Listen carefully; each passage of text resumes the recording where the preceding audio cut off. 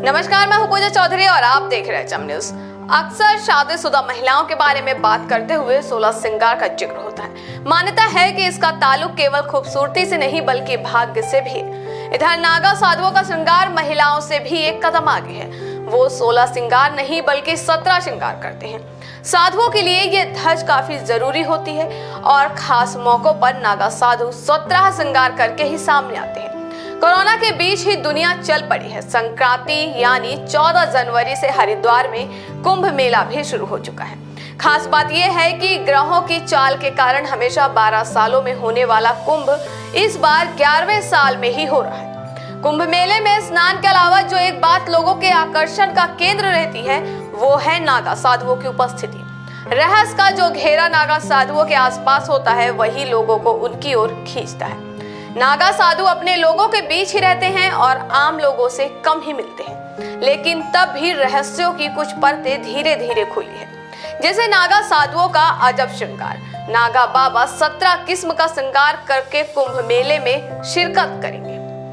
इसमें लंगोट, भभूत, शरीर पर विभूति का लेप, चंदन, पैरों में लोहे या चांदी का कड़ा, अंगूठी, पंचकेश, कमर पर माला, माथे पर रोली का लेप, कुंडल, हाथों में चिमटा, डमरू, कमंडल, अलग तरह के गुंथी हुई जटाएं, तिलक, काजल, हाथों में कड़ा और बाहों पर रुद्राक्ष की मालाएं लिपटी होती हैं।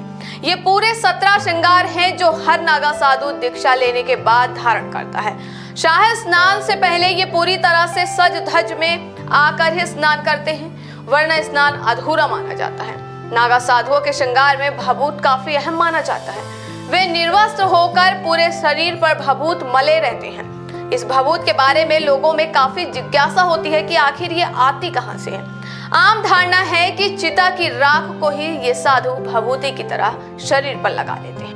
हालांकि केवल इतना ही सच नहीं है, चिता की राख भी मली जाती है, लेकिन आमतौर पर भभूत तैयार करने की काफी लंबी चौड़ी प्रक्रिया है। सबसे पहले हवन कुंड में पीपल, पाखंड, रसाला, बेलपत्र, केला और गाय के गोबर को भस्म करके इस भस्म की हुई सामग्री की राख को कपड़े से छानकर कच्चे दूध में इसका लड्डू बनाया जाता है। इसे 7 बार अग्नि में तपाया और फिर कच्चे दूध से बुझाया जाता है। इस तरह से तैयार हुई भभूत को ही नागा साधु वस्त्रों की तरह धारण करते हैं। काफी कठोर दीक्षा के बाद भी नागा साधु किसी को अपने संसार में प्रवेश देते हैं। दीक्षा के आखिरी चरण में साधु अपना ही पिंडदान करते हैं। ये एक तरह से प्रतीक है कि साधु जीवन, मरण और मोह माया से ऊपर उठ चुका है। इंद्रिय नियंत्रण इनकी दीक्षा का बड़ा हिस्सा है।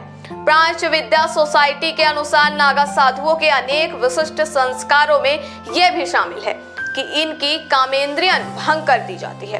पहले केवल पुरुष नागा साधु हुआ करते थे, लेकिन हाल ही के दिनों में इस समाज में महिलाओं को भी प्रवेश मिला है। दोनों के लिए दीक्षा और बाकी चीजें समान है। फर्क केवल इतना है कि स्त्री नागा साधुओं को एक पीला वस्त्र धारण करना होता है। इन दिनों विदेशी महिलाओं में नागा संसार में झांकने का चलन बढ़ा है। कई यूरोपियन महिलाएं नागा साधुओं की टोली का हिस्सा बन रही हैं। हालांकि इनके बारे में फिलहाल ज्यादा जानकारी सामने नहीं आ सकी है। अब एक बार ये भी समझ लेते हैं कि महिलाओं के 16 श्रृंगार में क्या चीजें शामिल हैं जो नागा श्रृंगार से अलग है। इसका पहला चरण है स्नान। इसी के बाद श्रृंगार शुरू होता है। इसके बाद बिंदी, सिंदूर, काजल, मेहंदी, बालों में वेणी, मांग टीका, नथ, कानों में कुंडल, मंगलसूत्र, बाजूबंद, कमरबंद, चूड़ियां, अंगूठी, बिछियां और पायल शामिल है। खास बात यह है कि 16 श्रृंगार को विवाहित महिलाओं के जीवन का हिस्सा माना जा रहा है। नागा साधुओं का श्रृंगार भी कमोबेश इसी तरह से होता है, लेकिन सजने की चीजें पूरी तरह से बदल जाती हैं।